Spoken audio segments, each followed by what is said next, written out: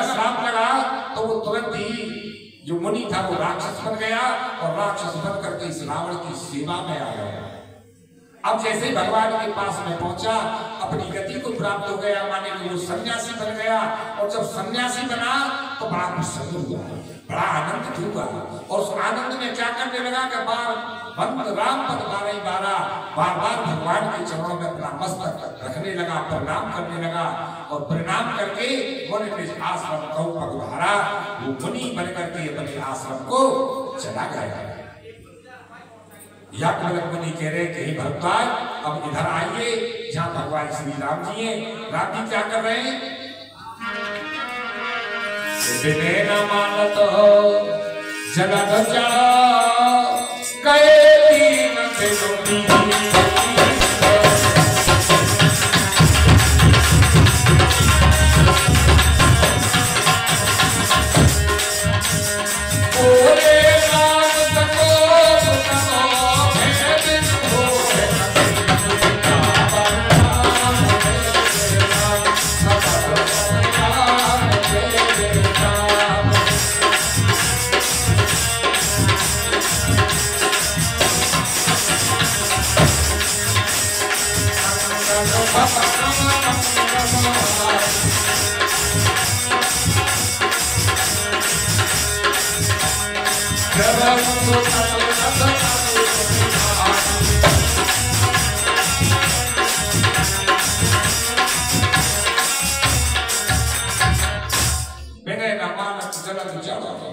ये जो समुद्र है इससे भगवान प्रार्थना कर रहे थे। देखिए ये जितने भी संसार में पदार्थ है ना, जीवों की तो बात छोड़ो, जितने भी पदार्थ हैं ये पदार्थ भी भगवान की आज्ञा के बिना कुछ नहीं करते हैं। जैसे जहर है, जहर का स्वभाव क्या है? जहर का स्वभाव है मारना। जो भी उसे यूज कर लेगा, जो भी उसे खा लेगा मर जाएगा, ये विष का स्वभाव है। लेकिन विष भी भगवान की बिना आज्ञा के अपना कार्य नहीं करता है। भगवान की आज्ञा यदि विष के लिए ये ऐसी हो जाए कि ये मारना नहीं है तो वो विष भी जो है उसे मार नहीं सकता है। बिना न मानव चले चल, भगवान जो है 3 दिन हो गए समुद्र से प्रार्थना करते करते, उस समुद्र ने भगवान की प्रार्थना को नहीं सुना। तब तो भगवान ने क्रोध किया है, क्योंकि ये जो समुद्र है ये जड़ है, मूल है स्वभाव से, और जब तक मूलक को थोड़ा भय नहीं दिखाया जाता है तब तक वो ठीक मार्ग पर नहीं चलता है। ऐसा भगवान कहते हुए अपने आसन से खड़े हुए और खड़े होकर के अपने छोटे भाई लक्ष्मण को इशारा किया कि भैया लक्ष्मण, अरे लक्ष्मण बाण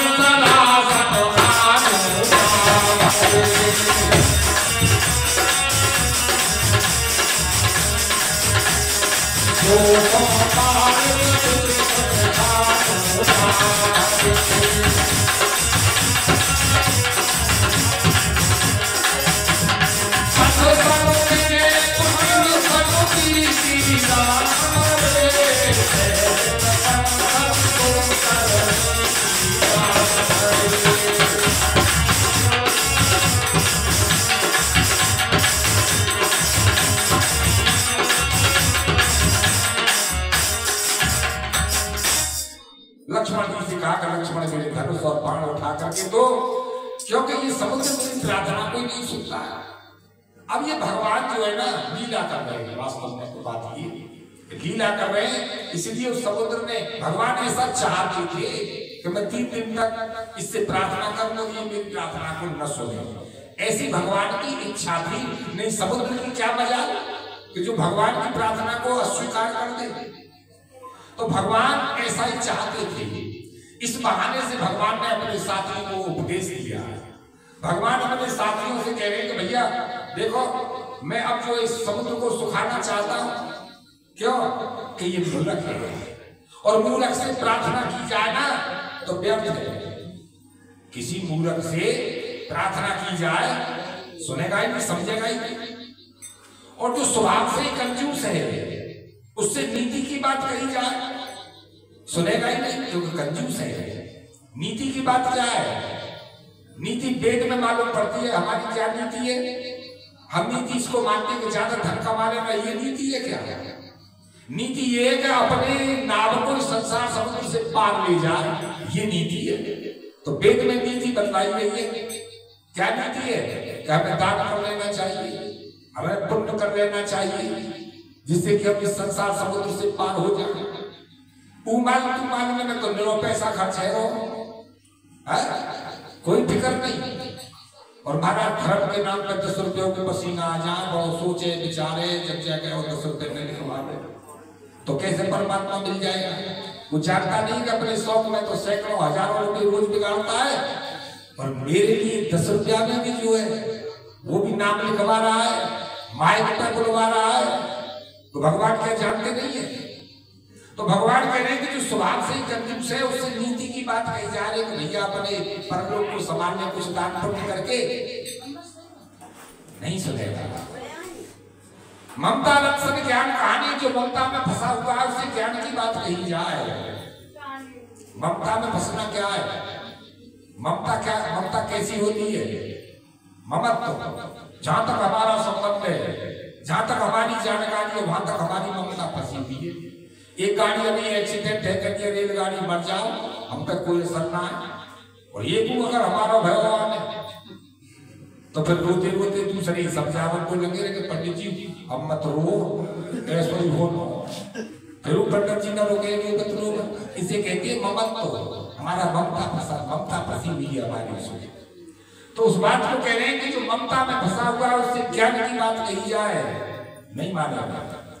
अतलोभी सन विरत बखानी, जो अत्यंत लोभी है उससे बैरागी की बात कही जाए, नहीं माना जाता।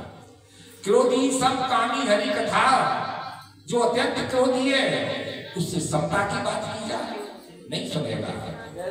जो कामी है उससे भगवान की कथा को सुनाया जाए, वो सुनेगा ही नहीं। क्यों? कि उसका चित्त तो दूसरी जगह लगा हुआ, ध्यान तो दूसरी जगह, कथा कैसे सुनेगा? तो उस बात को कह रहे हैं कि ऐसे लोगों को उपदेश करना क्या है कि मानो मूसर में बीज, जुताई भी करी, पानी भी लगाया, खाद भी डाला, बीज भी डाला, लेकिन वो उपजा नहीं, व्यर्थ गया। जैसे देसी भाषा में कह दिए कि भैंस के आगे बीन बजाना है, बीन के सामने तो सांप लहरा देगा, और कितनों बजाओ भैंस के आगे सदन संत को कोई डांस करेगी? डांस नहीं करेगी। डांस जो बीन पर सर्प करता है। तो उस बात को कह रहे हैं कि ऐसे समझो, ऐसे लोगों को उपदेश करना के जैसे मूसर में बीज हो दिया। ऐसा कहते हुए भगवान ने क्या किया? हरे असका है रघुपत चाप चढ़ावा,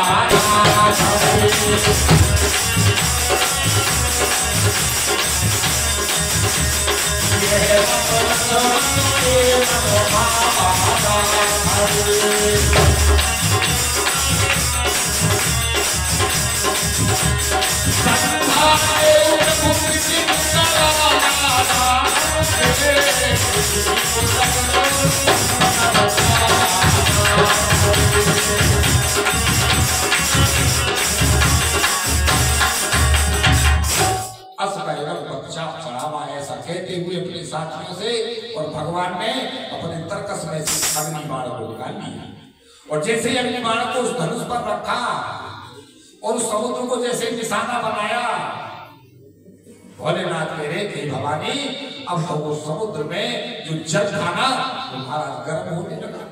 देखिए भगवान के बाण में कितना बल है, कितनी ताकत है, कभी छोड़ा भी नहीं है, केवल निशाना बनाया है, और समुद्र का जो जल था वो गर्म होने लगा। तो कितनी हीट होगी, कितनी अग्नि होगी उस बाण में। और समुद्र कोई छोटी मोटी पतीली है, इतना कांच लगाए के नीचे गर्म है वो पानी है? कितना बड़ा है समुद्र, जिन्होंने देखा होगा वो जानते होंगे।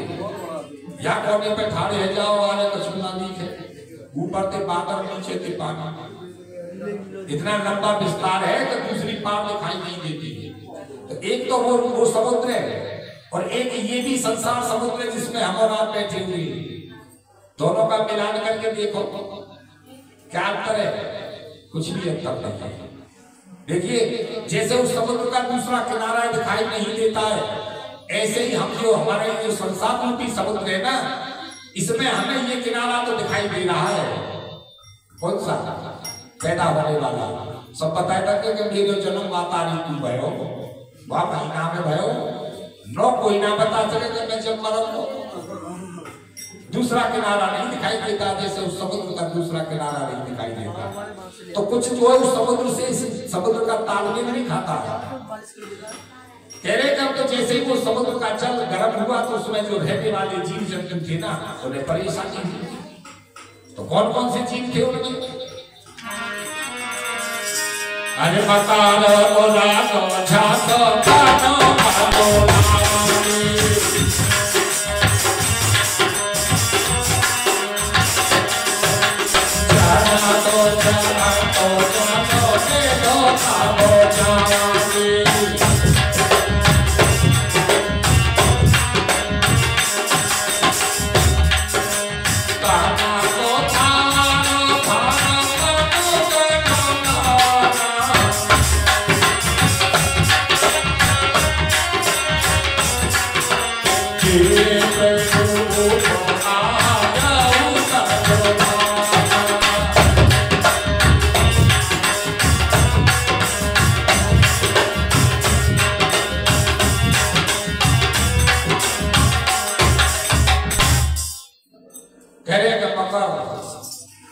मगरमच्छ, सांप, बड़े बड़े घड़ियाल जिन्हें नाके कहे जाते हैं, ऐसे जो जीव जंतु उस जल में थे समुद्र में वो व्याकुल हो गए।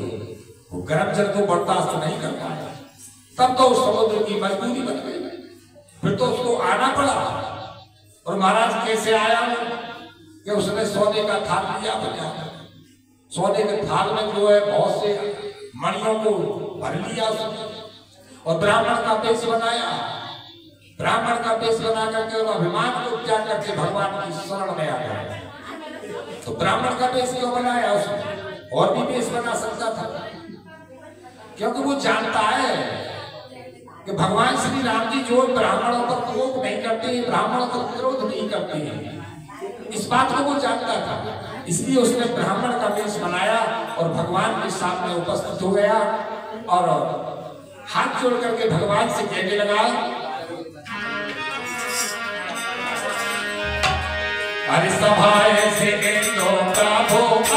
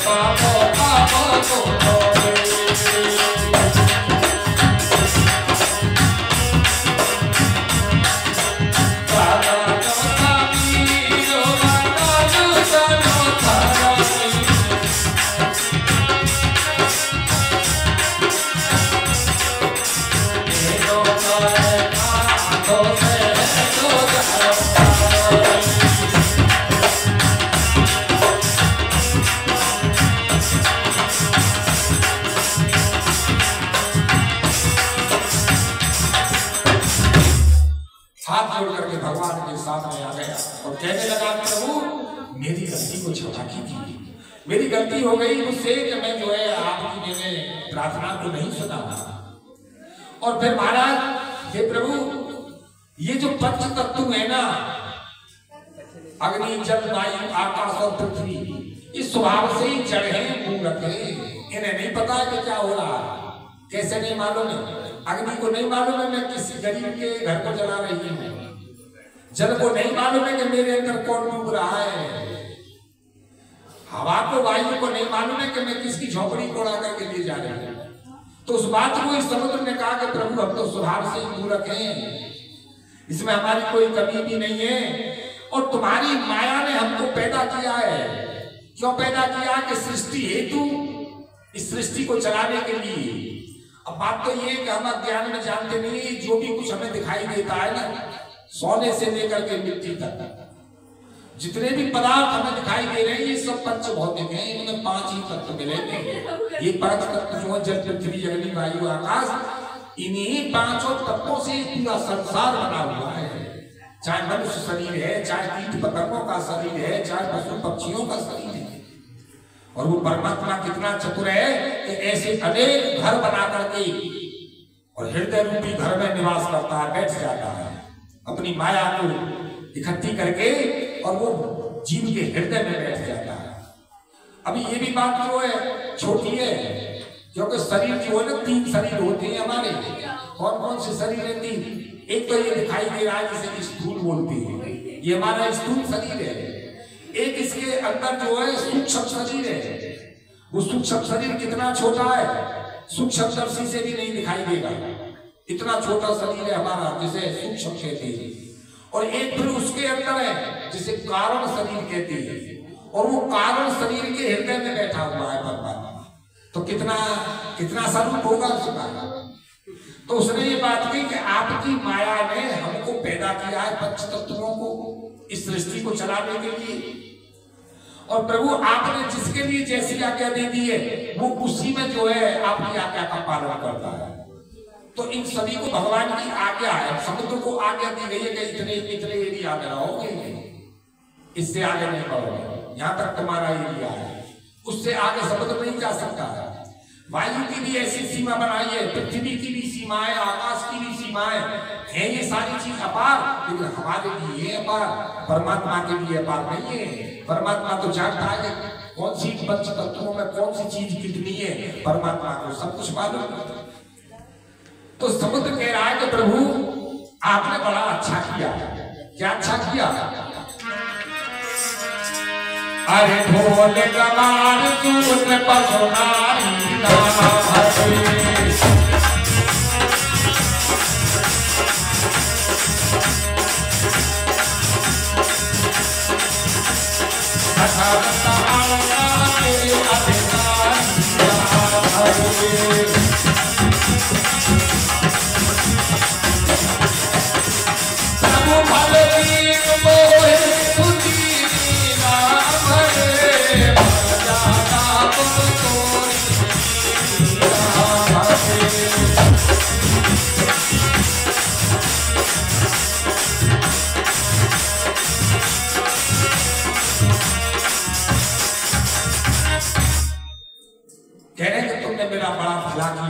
अच्छा किया। देखिए डांट जो है ना, डांट अगर कोई हमें डांट दे तो बुरा मान जाते हैं, लेकिन डांट से शिक्षा भी मिलती है। डांट से शिक्षा भी मिलती है। अगर समझदारी हो तो उस डांट का लाभ भी मिल सकता है। तो हम नाराज हो जाएं भले ही अज्ञान के कारण, लेकिन जो ज्ञानी पुरुष हैं या जो बड़े लोग हैं, उनको डांटने से वो कुछ शिक्षा देते हैं। तो उस बात को समुद्र कह रहा है कि आपने जो बड़ा अच्छा किया कि जो मेरे में डांट लगाई है, परंतु मैं क्या करूं प्रभु, मेरी भी मजबूरी है। क्या मजबूरी है? मर्यादा पुण्य तुम्हारी कीनी, तुमने मेरी मर्यादा बनाई है, और जो मर्यादा बनाई है मैं उस मर्यादा के अनुसार रहूंगा। क्यों कि ढोल गवार सूत्र पशु नारी, ये तो चौपाई है महाराज, इस चौपाई ने पूरे देश में तहलका मचा दिया। जगह जगह रामायणों में आग लगाई गई है, जब फाड़ी गई है, और बड़ा विवाद संसद तक पहुंच गया है इसका विवाद। अब इसकी बात को अनुवाद को तो ठीक तरह से लोग समझते नहीं है, और इस पर तरह तरह की टिप्पणी और टीका करते रहते हैं, राजनीति में बात ले जाती है। तो मैं आपसे जो है आपको समझाना चाहता कि कितने हुए ढोल गवार शूद्र पशु नारी, 5 ही लिखे हुए, लेकिन ये 5 नहीं है ईमानदारी में, ये 3 है। क्योंकि सभी स्त्रियां डांटने के योग्य नहीं होती है। कोई कोई तो माताओं में ऐसी समझदार है, महाराज क्या ठिकाना, पहले भी बहुत सी ऐसी स्त्रियां हुई हैं, अहिल्या तारा, ये डांटने की योग्य थी, जिन्होंने परमात्मा को पैदा कर दिया, बालक बना दिया, शंकर भगवान को, विष्णु भगवान को, ब्रह्मा जी को जिन्होंने बच्चा बना दिया अपने सामने, क्या वो भी स्त्रियां डांटने योग्य है? तो फिर ठीक से अनुवाद क्या है इसका? ढोल, ये जो ढोलक बज रही है, इसको जब तक थोड़ा सा टाइट नहीं किया जाएगा तो ठीक नहीं चलेगी। दूसरी बात आई गवार सूत्र, प्रत्येक सूत्र भी डांटने के योग्य नहीं होता है। सूत्रों में भी बड़े बड़े भगत हुए हैं, रैदास भगत जैसे, जिन्होंने गंगा जी को अपनी कठौती में बुला लिया। बताइए कितनी तपस्या होगी रैदास भगत की, कि जिन्होंने अपनी कठौती में जिसमें चमड़ा फुलाया जाता है उसमें गंगा जी को बुला लिया। तो कैसी भक्ति होगी उसकी। तो सभी सूत्र भी डांटने के योग्य नहीं है, सारी स्त्रियां भी डांटने के योग्य नहीं है, तो फिर कौन हुए डांटने के योग्य? गंवार सूत्र। गंवार सूत्र कैसा होता है कि छोटी जाति का है, कभी कथा सुन ली, कभी भागवत सुन ली, कभी सत्संग सुन लिया, उसे कुछ याद हो गया, 10-20 चौपाई रामायण की याद रह गई है, 10-20 उसने मंत्र याद कर लिए, तो फिर न पंडितों को बोलने देता है, न संतों को बोलने देता है, और अपने ज्ञान का बड़ा घमंड करता है। ये कौन है? इसे कहते हैं गंवार सूत्र, जो बड़ों को नहीं बोलने देता है, जो बड़ों की बात को काट लेता है अपने ज्ञान के अभिमान से। ऐसा जो है गंवार सूत्र, वो डांटने के योग्य है। तीसरी बात बतलाई, पशु नारी, ऐसी स्त्री डांटने के योग्य है कि जो पशु वृत्ति की है, हर समय लड़ाई झगड़ाई जिसे पसंद रहता है, अपनी इच्छा से चलने वाली है, पति की आज्ञा का पालन नहीं करती है, ऐसी स्त्री को वो ताड़ने की अधिकारी है, उसे ताड़ा जा सकता है। तो समुद्र कह रहा है कि प्रभु आप मुझे जो इस बाण को जो आप मेरे लिए तैयार कर रहे हो ना, इसकी जरूरत नहीं है, क्योंकि आपके अंदर इतना प्रभाव है, आपके अंदर इतना बल है।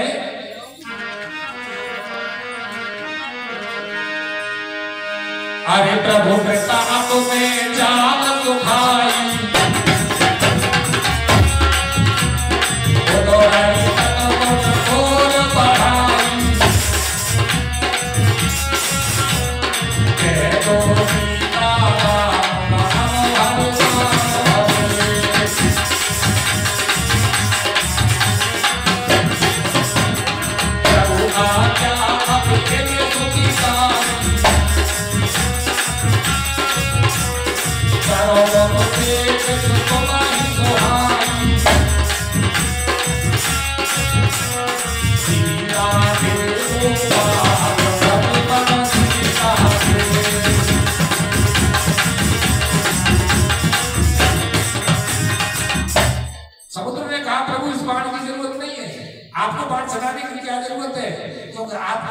बल और प्रताप इतना है कि आपने तेज नजर भी कर दी ना, हमें तो सूझ जाऊंगा।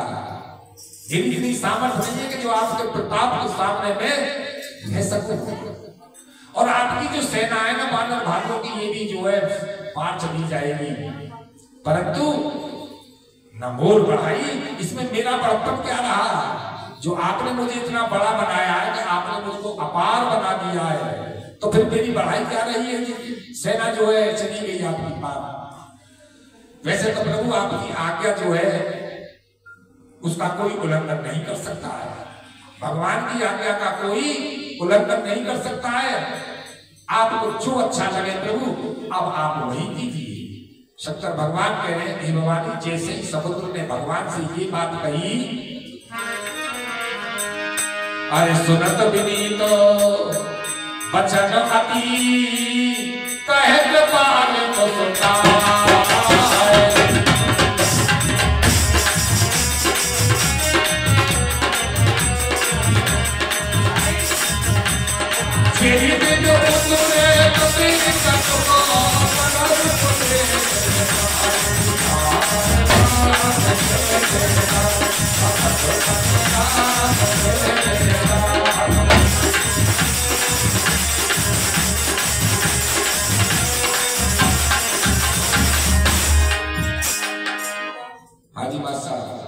एक दो हाल लास्ट वाला रह गया है। आओ हेमंत बाबू को लेकर के।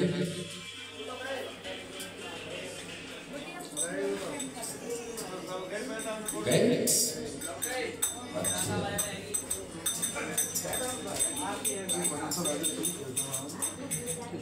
बोलिए शंकर भगवान की भैया। और बैठो 15 मिनट। ऐसे विनम्र वचन जब समुद्र के भगवान ने सुने तो भगवान बड़ी कृपा करने वाले मुस्कुराए, और मुस्कुरा करके भगवान ने उस समुद्र से ये बात कही कि अच्छा समुद्र, अब तुम एक काम करो, कोई उपाय ऐसा हमें बतला दो कि जिससे हमारी सेना पार हो जाए।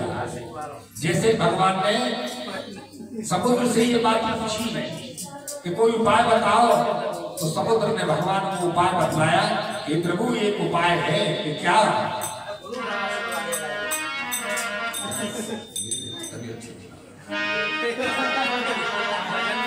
अच्छा, तुम तो कभी मेरी बात नहीं मानते नहीं, देवराज लेके कभी मेरी बात नहीं मानते।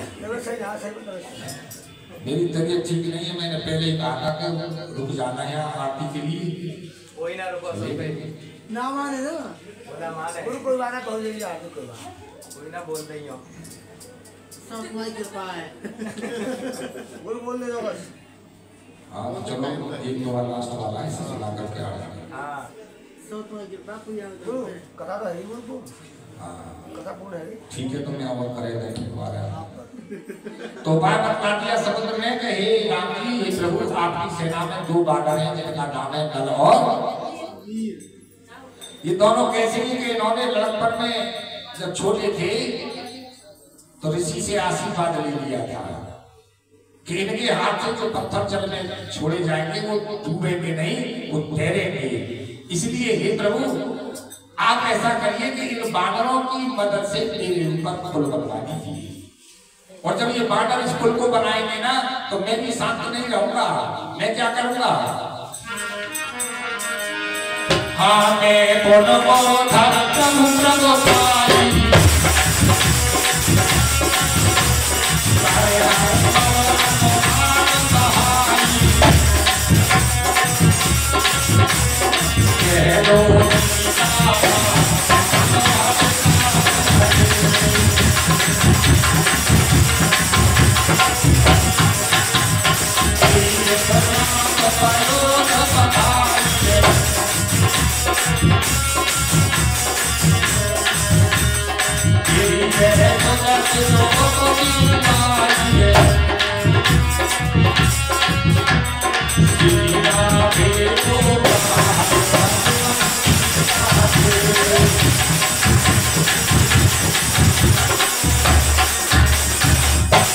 तो समुद्र ने कहा कि जब बानर पुल बनाएंगे तो मैं भी शांत नहीं रहूंगा।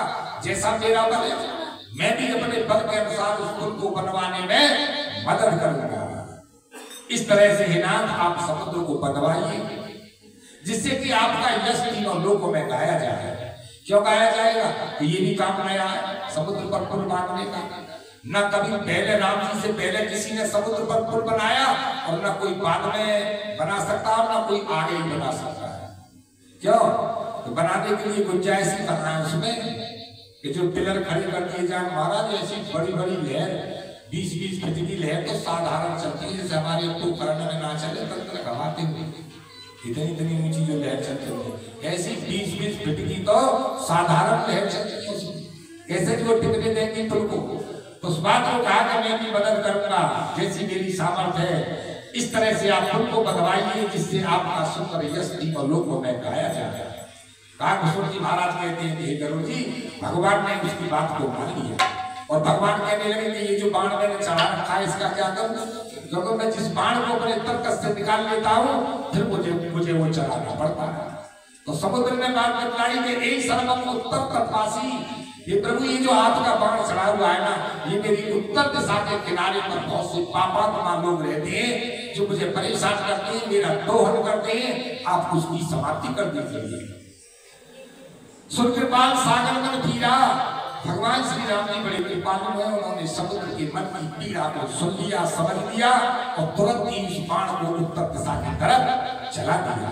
हरि राम रंग धीरा, और राम जी ने उस समुद्र की पीड़ा को, दुख को समाप्त कर दिया। मानो कि जितने भी पापात्मा जीव थे ना वहां पर, सभी की समाप्ति कर दी उस बाण ने। देख राम बल पौरुष भारी, उस समुद्र ने भगवान के पौरुष को देख लिया, भगवान के बल को देख लिया। एक बड़े बलशाली है, एक ही बाण में इतना काम कर दिया।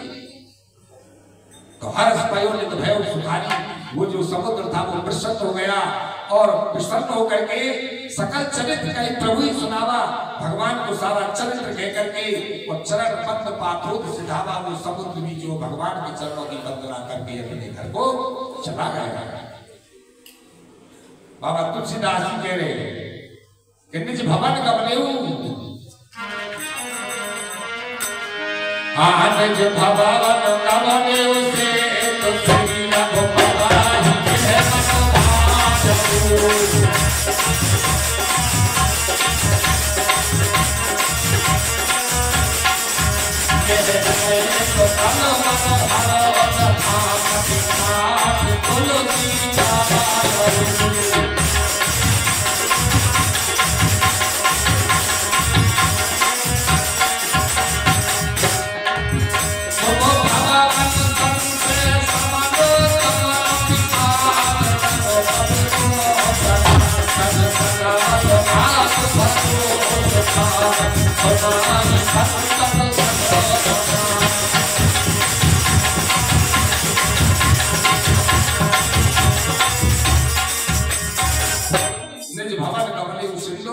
समुद्र अपने घर को चला गया और जो उपाय बतला करके गया भगवान को, ये बात भगवान को बड़ी अच्छी लगी। बाबा तुलसीदास जी कह रहे हैं कि ये जो चरित्र है भगवान का, जैसी मेरी बुद्धि थी मैंने अपनी बुद्धि के अनुसार इसे कह करके सुनाया, गाया। ये कैसा है? ये भगवान का चरित्र का सुख भवन माने सुख का खजाना है, आनंद का खजाना है। संशय समन माने जो मन में संशय है ना परमात्मा के विषय में, कि है परमात्मा या नहीं है, हमें भजन करने से कुछ लाभ होगा या ना होगा, ये जो संशय है इन संशयों का नाश करने वाला है क्या? ये जो भगवान के गुण समूह है जो आप सुन रहे हैं। इसलिए बाबा तुलसीदास जी अपने मन से कह रहे थे, मन मूर्ख तू सभी की आशा और भरोसा छोड़ करके तू भगवान का भजन क्यों नहीं करता है, अर्थात तू भगवान के भजन में लग जा। क्यों? ये जो भगवान का यशो गान है, भगवान की कीर्ति का जो गान है, भगवान के नाम का जो गान है, कैसा है? सकल सुमंगल दायक रघुनायक गुणगान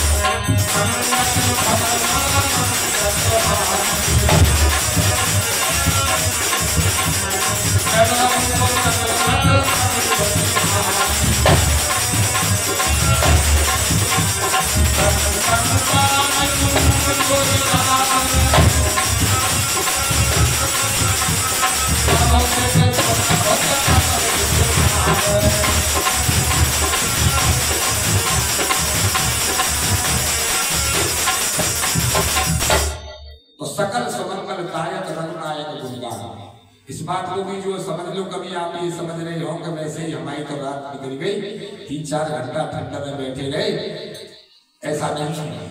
ये जो आपने सुना है इसका भी जो फल मिलेगा आपको। अब वो मिलेगा कब, इसे कोई नहीं जानता। क्यों नहीं जानते? कि कर्म की गति गहर होती है। कर्म की गति कितनी गहरी है कि हमें अपने कर्मों की मालूम भी नहीं है कि हमारे कितने कर्म संचित इकट्ठे रखे हुए हैं। 3 प्रकार के कर्म होते हैं। एक होते हैं संचित कर्म, एक होता है प्रारब्ध और तीसरे होते हैं क्रियमाण। अब दोबारा समझिए इस बात को गौर दे करके कैसे खेल चला हुआ है, कैसे जीवन यापन होता है प्रत्येक जीव का। कि जब हम जन्म लेने के लिए संसार में आते हैं ना, तो वो जो संचित कर्म है, जो बोरा भरा हुआ, बहुत बड़ा बोरा, बोरे से भरा हुआ है, उसमें बहुत बड़े बोरे में हमारे सारे कर्म है, पिछले जन्मों के अनेक जन्मों के कर्म उसमें इकट्ठे हैं।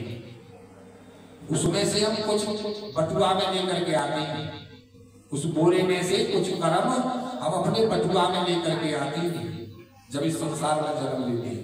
तो जो बटुआ में लेकर के आए वो हमें भोगने हैं यहाँ पर, वो ना कम हो सकते हैं ना ज्यादा हो सकते हैं। और जो इस जीवन में हमने किया है, जो कर्म किए वो क्रियमाण है, वो एक छोटे झोला में उन्हें लेके जाके और महाराज वही बोरी में पलट कर गए। फिर जब जन्म लेने के लिए आएंगे तो फिर वहां के बटुआ में के ले आए। ये ऐसे ही खेल चला हुआ है। जैसे हम धन कमाते तो जब मोटा धन आता है तो उसे तिजोरी में रख लेते हैं और जेब खर्चा के लिए अलग निकाल लेती है उसमें से। तो जेब खर्चा के लिए जो निकाले हैं वो हमें भोगनी और जो हमने अब कमाए हैं उन्हें ले जाकर के फिर तिजोरी में रख देते। ये कर्मों का जो है ऐसा ही खेल चला हुआ है। कर्म मिले हुए पता नहीं पड़ेगी कि कौन से कर्म का फल आपको यहाँ मिल रहा है। लेकिन ऐसी बात नहीं है।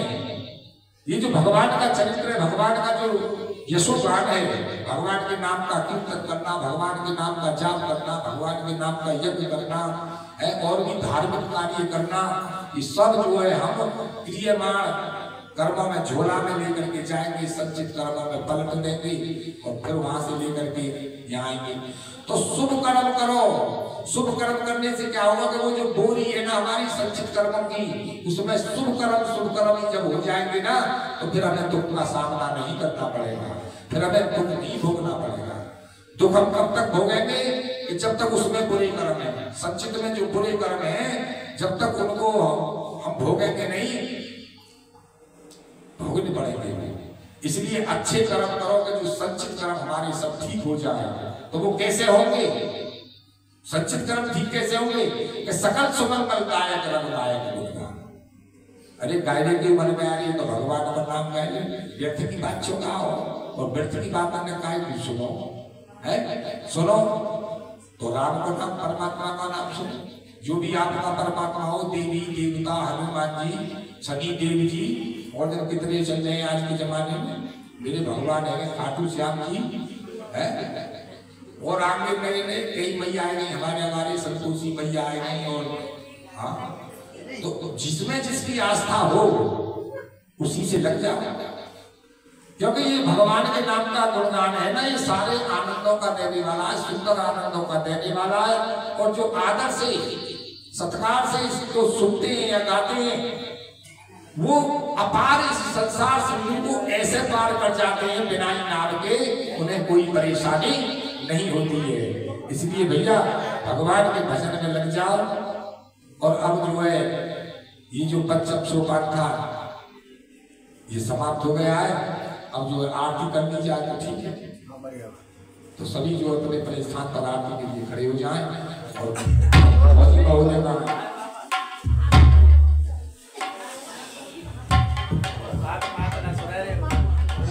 हेलो